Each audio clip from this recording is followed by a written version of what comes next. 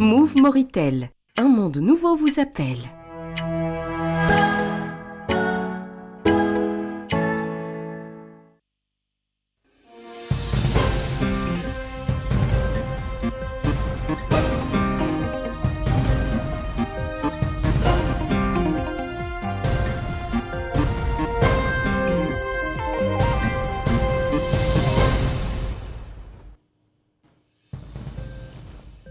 Le président de la République, président du Conseil supérieur de la magistrature, préside la prestation de serment de 3 membres du Conseil constitutionnel.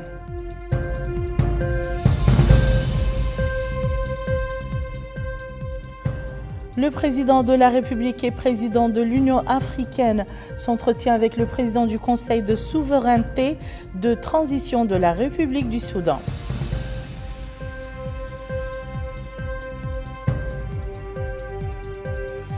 Le Premier ministre co-préside avec son homologue sénégalais une table ronde sur le partenariat public-privé sous le thème « Renforcer le partenariat stratégique pour une intégration économique durable ».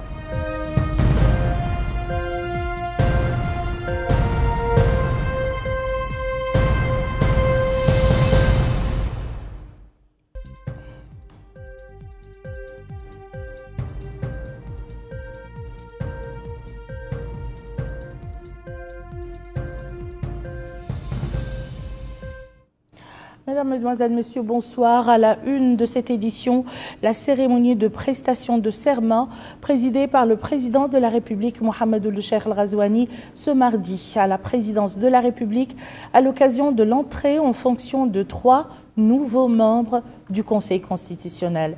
Le président de la République a invité les 3 membres, à savoir messieurs Labouat Ould Qasim, Tayyib Ould Mahmoud et Othman Moussa Cham, à prêter le serment en ces termes. Je jure par Allah le Tout-Puissant d'accomplir mes fonctions avec dévouement et de les exercer en toute impartialité dans le respect de la Constitution, de garder la confidentialité des délibérations et des votes, d'éviter de prendre toute position solennelle et de m'abstenir de donner un avis sur des questions relevant des compétences du Conseil.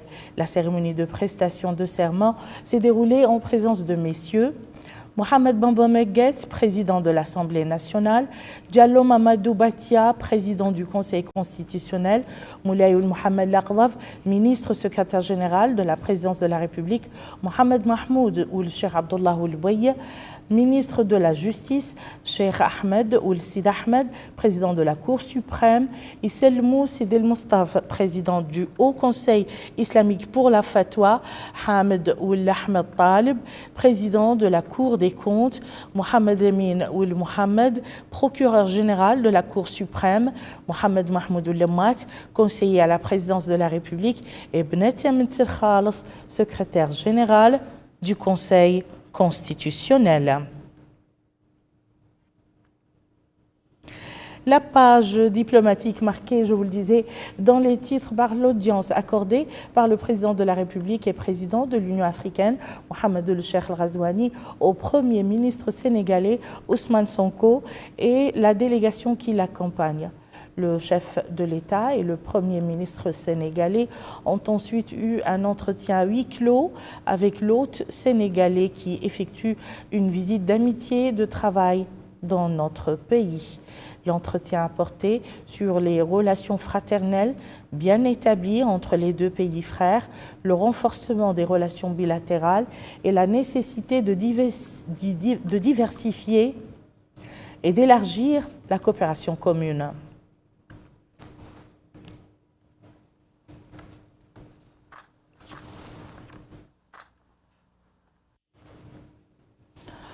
Et à l'issue de l'audience, le Premier ministre sénégalais s'est confié à la presse nationale. Écoutons-le.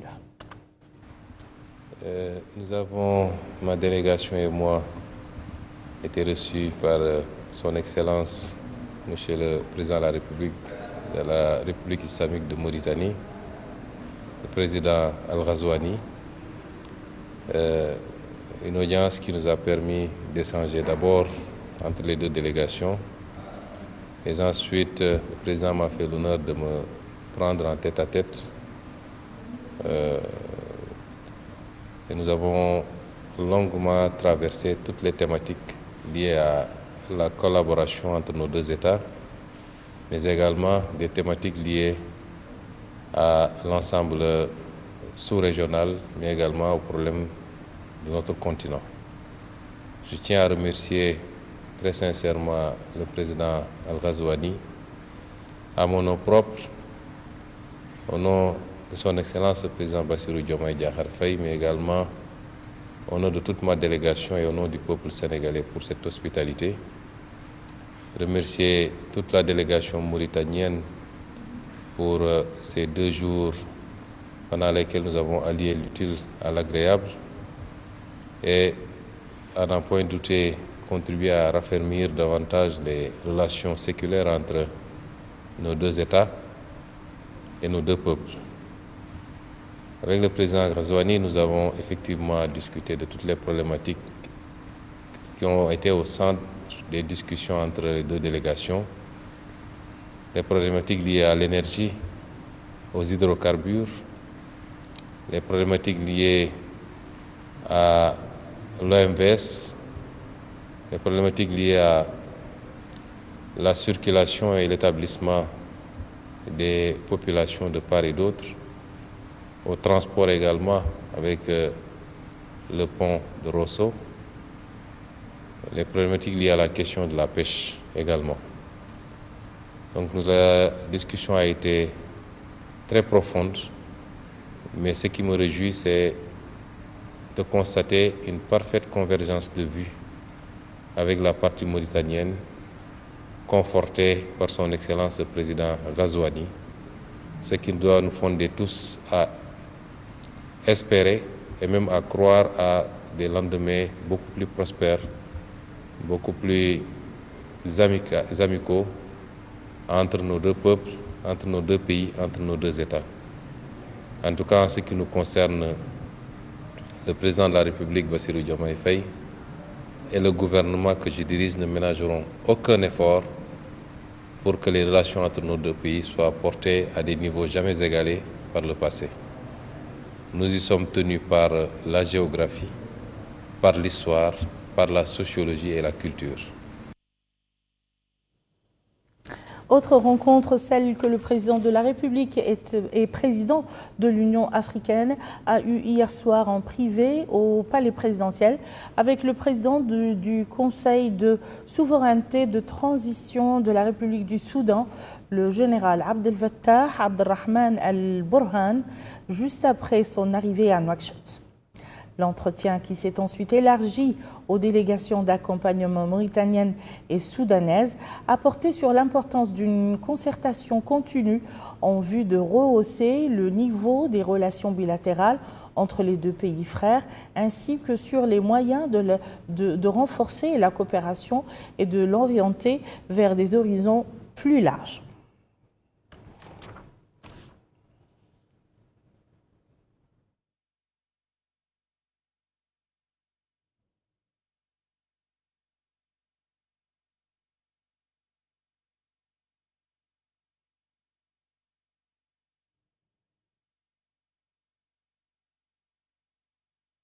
La visite du général Abdel Fattah Abdelrahman Al-Burhan a été sanctionnée par un communiqué rendu public par la présidence de la République, dans lequel le président de la République a assuré le président du Conseil de souveraineté de la transition de la République du Soudan de l'entière disponibilité de la Mauritanie à contribuer au soutien du Soudan pour surmonter la crise actuelle et à faire tout ce que les frères soudanais jugeront nécessaire dans ce sens.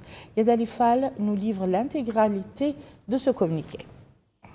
Les 13 et 14 janvier 2025, le général Abdel Fattah Al-Burhan, président du Conseil de souveraineté de transition de la République du Soudan, a effectué une visite en République islamique de Mauritanie à la tête d'une importante délégation soudanaise. Il a été reçu par son Excellence, le président de la République, président en exercice de l'Union africaine, M. Mohamed Ould Ghazouani. Cette visite s'inscrit dans le cadre des relations fraternelles bien établies entre notre pays et la République du Soudan, renforcées par les liens historiques et culturels commun entre les deux peuples frères. Son Excellence, le président de la République, M. Mohamed El-Cheikh Al-Ghazouani, a eu des entretiens avec le général Abdel Fattah Al-Burhan, président du Conseil de souveraineté de transition de la République du Soudan, portant sur les relations bilatérales et l'évolution de la situation en République du Soudan. Le président de la République a exprimé à son hôte soudanais sa grande préoccupation face à l'évolution de la crise soudanaise avec ses dimensions sécuritaires, politiques, sociales et humanitaires et le danger de sa poursuite sur l'unité et l'intégrité territoriale du Soudan. Il a également exprimé sa profonde préoccupation face à la situation humanitaire dont souffre le peuple soudanais, soulignant la nécessité d'une réponse urgente et globale qui assure un accès sans entrave à toutes les zones touchées et l'élaboration de plans pratiques pour la reconstruction et la revitalisation de l'économie soudanaise. Le président de la République a assuré le président du Conseil de souveraineté de transition de la République du Soudan de l'entière disponibilité de la Mauritanie à contribuer au soutien du Soudan pour surmonter la crise actuelle et à faire tout ce que les frères soudanais jugeront nécessaire dans ce sens. Ce mardi matin, le président du Conseil de souveraineté de la transition de la République du Soudan, le général Abdel Fattah Abdrahman Al-Burhan, a repris l'avion, salué à son départ de l'aéroport international de Nouakchott-Moutounsi par le ministre des Affaires étrangères, de la coopération africaine et des Mauritaniens de l'extérieur, Mohamed Salem El-Marzoug, le wali de Nouakchott-Ouest et le chargé d'affaires de l'ambassade du Soudan à Nouakchott.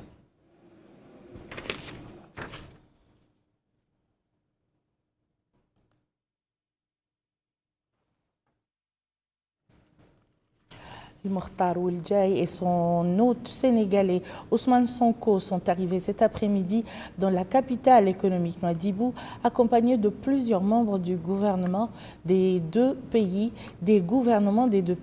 Ils ont été accueillis à l'aéroport international de Nouadhibou par le wali de Dakhlet Nouadhibou, entouré du président de la zone franche de Nouadhibou, du président de la région de Dakhlet Nouadhibou, de l'ambassadeur, de l'administrateur, directeur général de la Société nationale industrielle et minière SNIM, ainsi que du commandant de la première région militaire, les militaires et d'autres personnalités civiles, militaires et sécuritaires.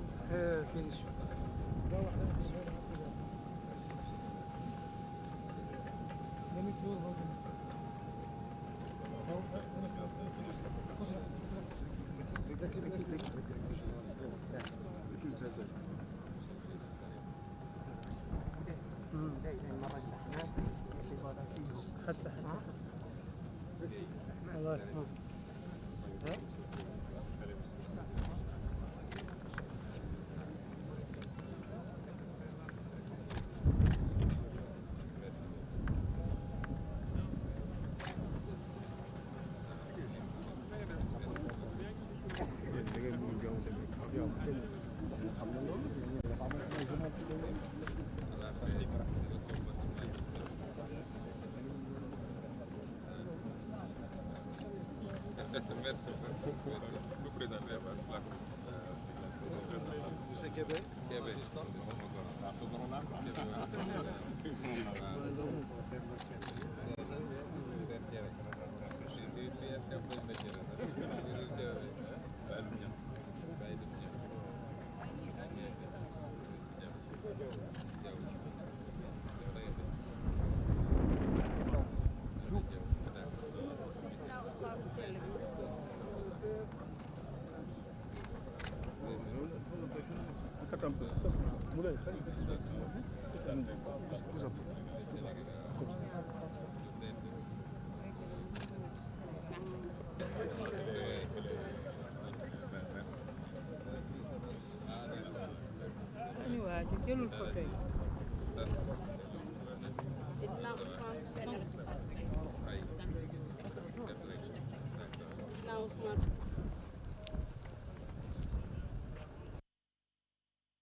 Ce matin, les deux premiers ministres ont co-présidé à Nouakchott une table ronde sur le partenariat public-privé entre la Mauritanie et le Sénégal sous le thème « Renforcer le partenariat stratégique pour une intégration économique durable ».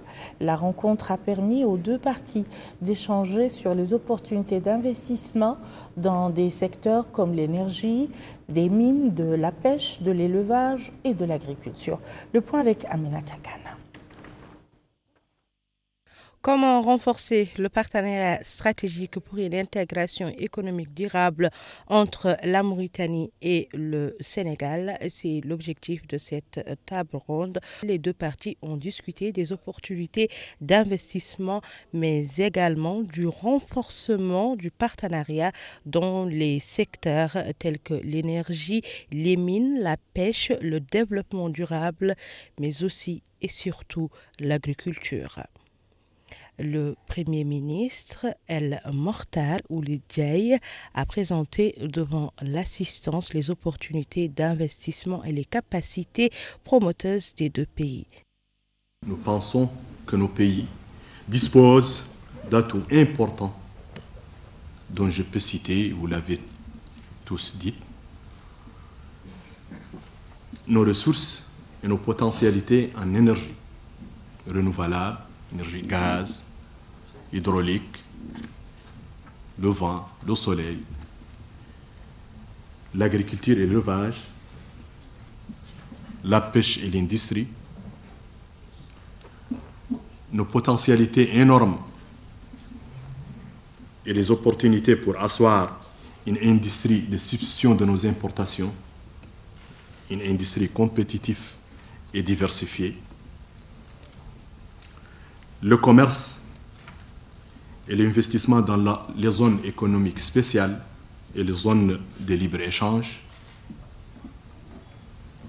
et les corridors commerciaux, notamment le corridor Nouadhibou, Nouakchott, Dakar. Donc les opportunités ne manquent pas. Nos gouvernements, et là aussi, Monsieur le Premier ministre et chers frères, je suis sûr que je peux parler en votre nom. Et sur la base de tout ce qui a été dit aujourd'hui, tout ce qui a été évoqué, nous nous engageons à faciliter la tâche à notre secteur privé, en l'aidant à surmonter toutes les difficultés évoquées aujourd'hui et en mettant en place toutes les conditions nécessaires à son développement et à son épanouissement, notamment l'harmonisation réglementaire, la simplification des procédures, le développement des infrastructures transfrontalières, le développement des infrastructures indispensables pour le soutien à la croissance, l'accès au financement,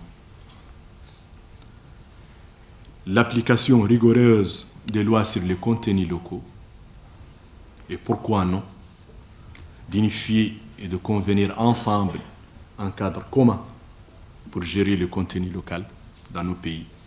Son homologue Ousmane Sonko a quant à lui mis l'accent sur l'ouverture du Sénégal à accueillir les investisseurs mauritaniens et a appelé l'assistance à travailler davantage pour faciliter les procédures administratives.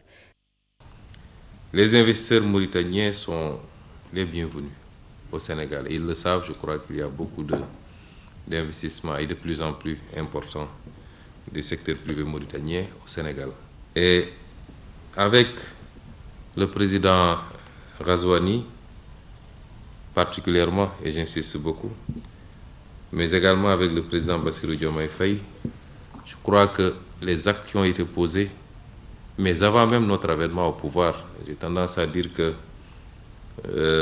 le prédécesseur du président Bassirou Diomaye Faye, lors de notre première entrevue avant la passation de pouvoir, a beaucoup insisté sur les relations avec notre voisin du Nord, comme il disait, notamment la Mauritanie.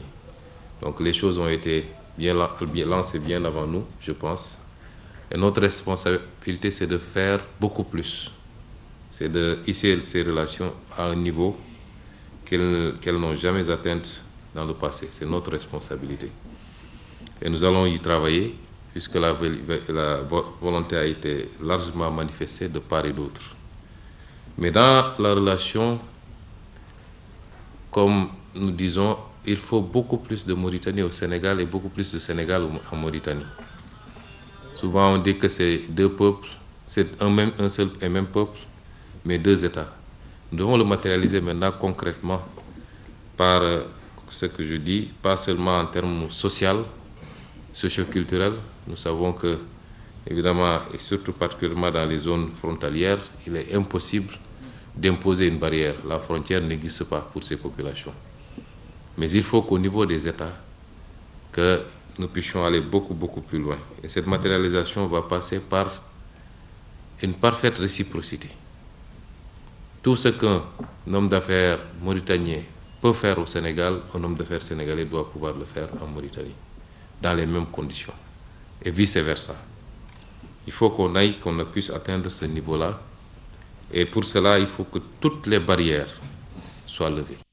Au cours de cette cérémonie, la directrice générale de l'Agence mauritanienne pour la promotion de l'investissement, Aïssata Lam, et le directeur général de l'APIX ont tous les deux mis l'accent sur les perspectives d'investissement dans les domaines et les secteurs publics privés. Ils sont également revenus au cours de leur allocution sur l'importance du numérique dans la facilitation des procédures.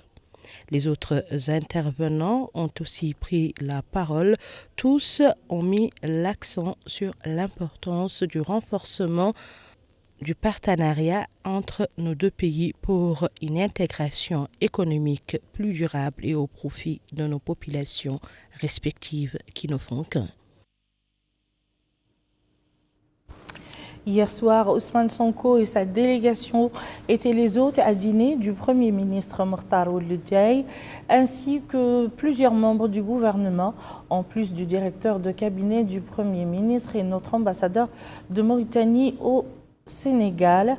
Le dîner a été marqué par des séquences musicales reflétant la diversité culturelle des deux pays et la projection d'un film documentaire sur les liens solides de fraternité et de coopération unissant notre pays et la République sœur du Sénégal.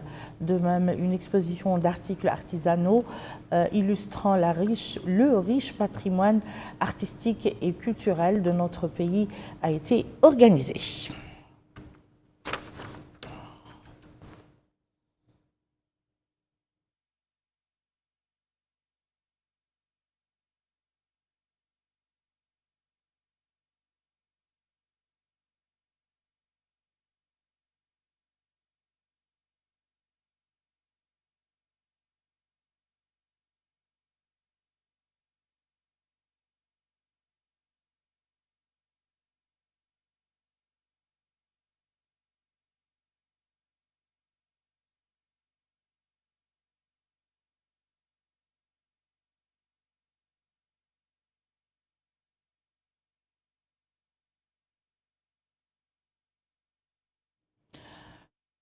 Contingent du 9e bataillon mauritanien de maintien de la paix a quitté le pays ce matin à l'aube en direction de la Centrafrique dans le cadre de la force de l'ONU de maintien de la paix dans ce pays. Le contingent a été salué à son départ par le ministre de la Défense nationale, des retraités et des enfants des martyrs, Hanan Naoul Sidi, et le chef d'état-major général des armées, le général de division Mohamed Wael Reis. Et dans son adresse au contingent, le ministre de la Défense, des retraités et des enfants des martyrs leur a transmis les salutations du président de la République et ses souhaits de succès, de réussite, avant de les exhorter à faire preuve de sérieux dans le travail, de vigilance dans l'exécution de leur mission et de persévérance en vue de s'acquitter pleinement des tâches qui leur sont assignées. Le contingent composé de 95 éléments est commandé par le colonel Omar Ould Namin, commandant du 9e bataillon mauritanien de maintien de la paix.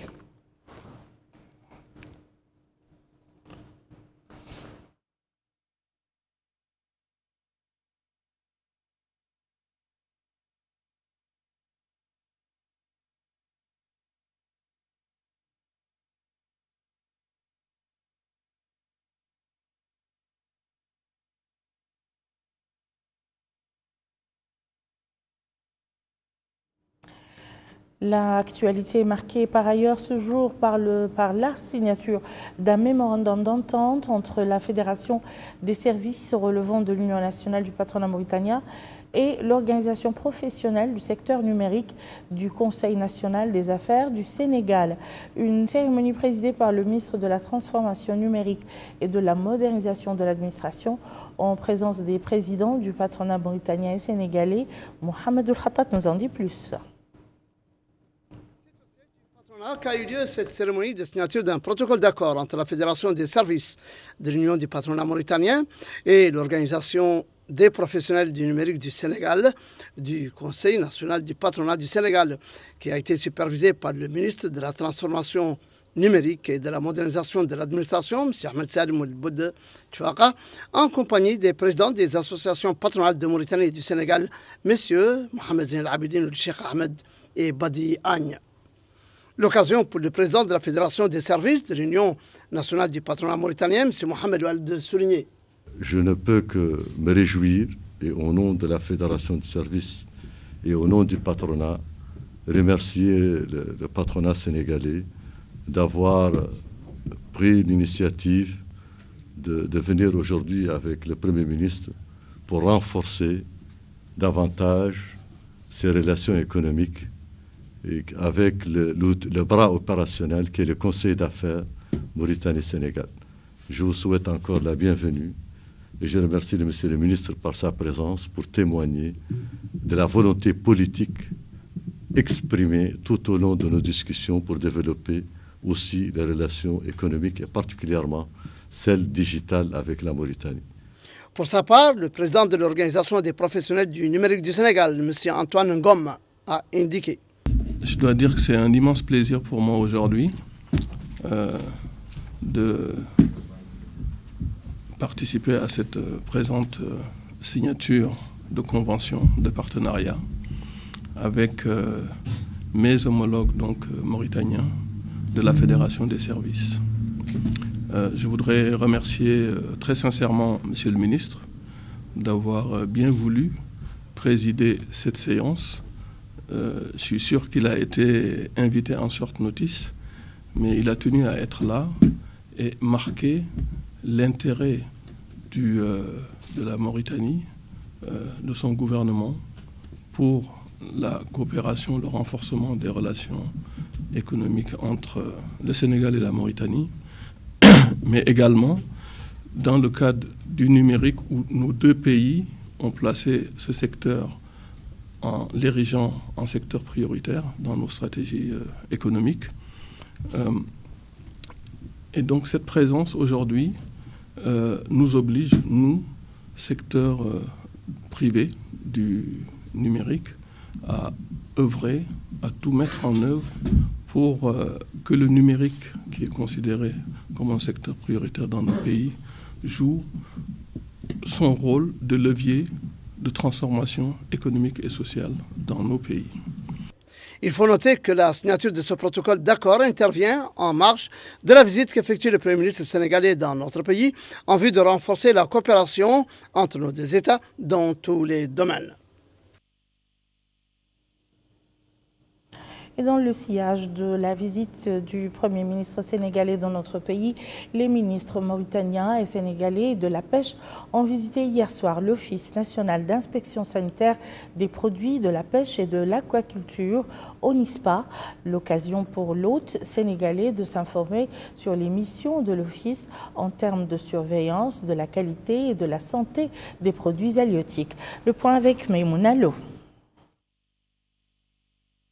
Le ministre de la Pêche, des Infrastructures maritimes et portières, El-Vadil Woul Sideti Woul Ahmed Louli, et son homologue sénégalaise, Fatou Diouf, ministre des Pêches, des Infrastructures maritimes et portières, qui effectue actuellement une visite dans notre pays dans le cadre de la délégation ministérielle accompagnant le Premier ministre sénégalais Ousmane Sonko.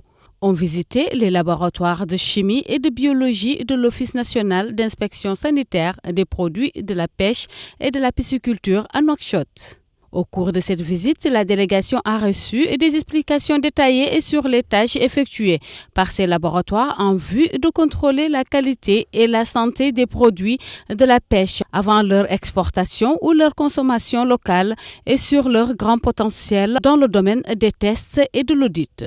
Il est à noter que les laboratoires de l'Office national d'inspection sanitaire ont été plusieurs fois médaillés ISO et que la Mauritanie est devenue le deuxième pays africain après l'Afrique du Sud dans le domaine de la santé et de la précision de la qualité des poissons.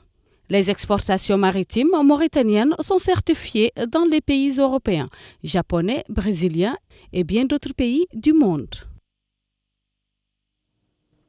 Leurs collègues mauritaniens et sénégalais, respectivement Ali Oulil Veirik, ministre de l'Équipement et des Transports, et Yacouba Adim, ministre des Infrastructures de base, du transport terrestre et aérien, ont eu des discussions centrées sur la coopération bilatérale et les moyens de la consolider dans l'intérêt des deux peuples frères.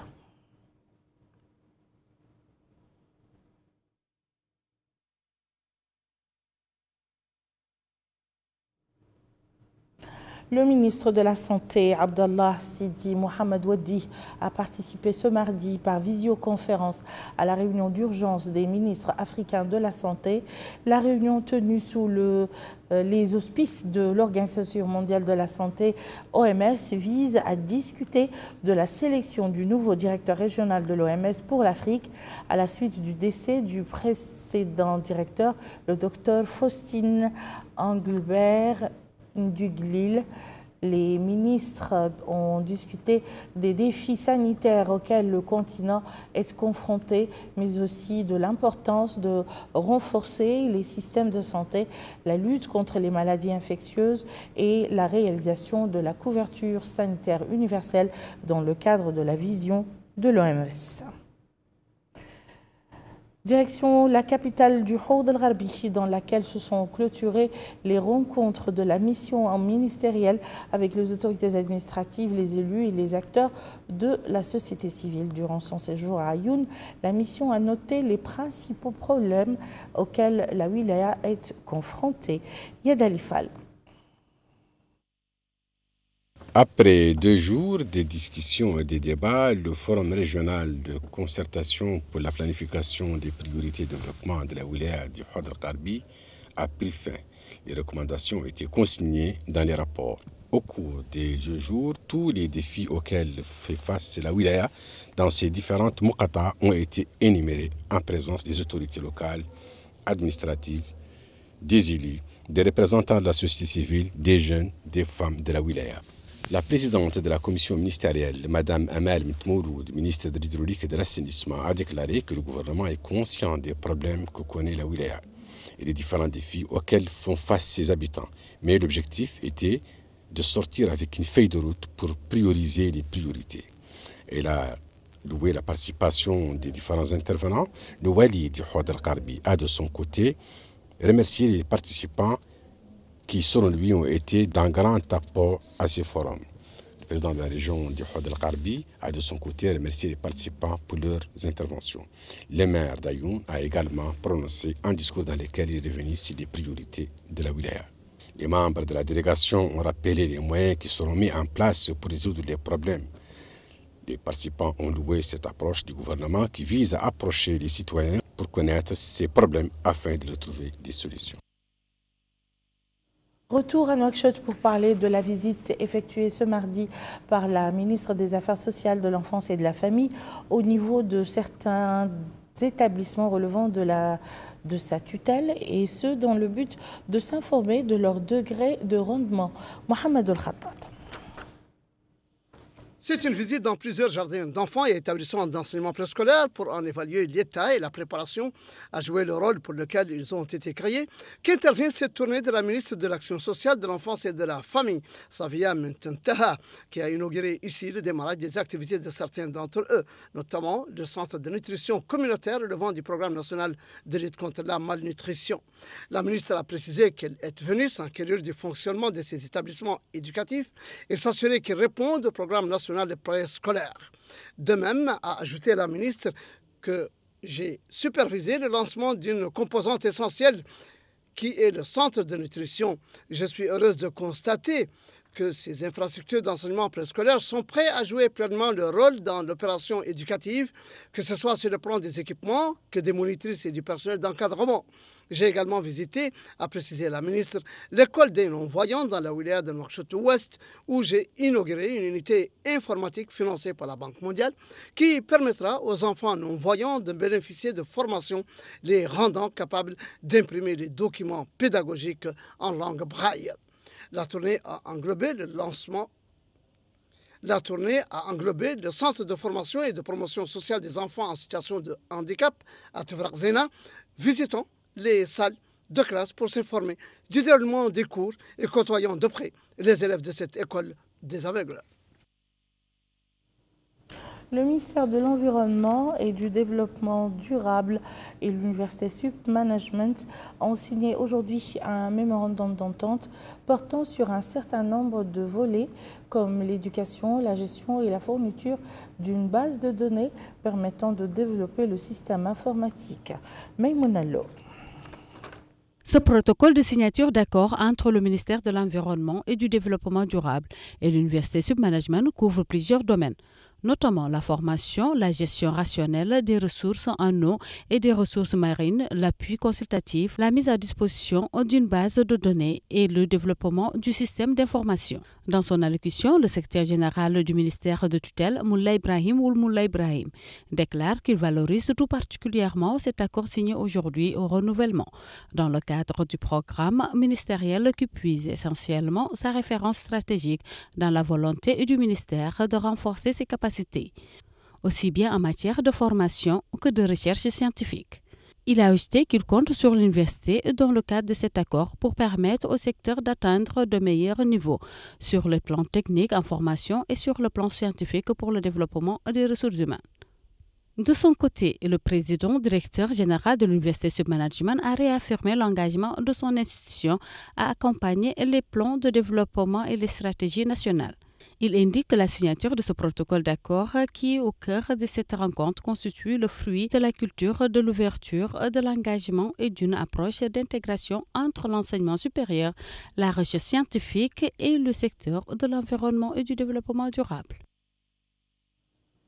Et voilà qui met fin à ce journal. Je vous en rappelle les principales informations. Le président de la République, président du Conseil supérieur de la magistrature, préside la prestation de serment de 3 membres du Conseil constitutionnel.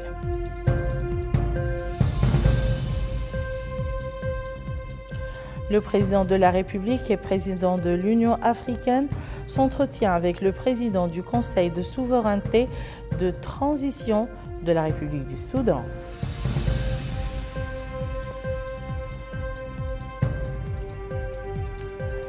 Le Premier ministre préside ou co-préside avec son homologue sénégalais une table ronde sur le partenariat public-privé sous le thème « Renforcer le partenariat stratégique pour une intégration économique durable ». Merci, Madame, Monsieur, de nous avoir suivis. À demain, Inch'Allah.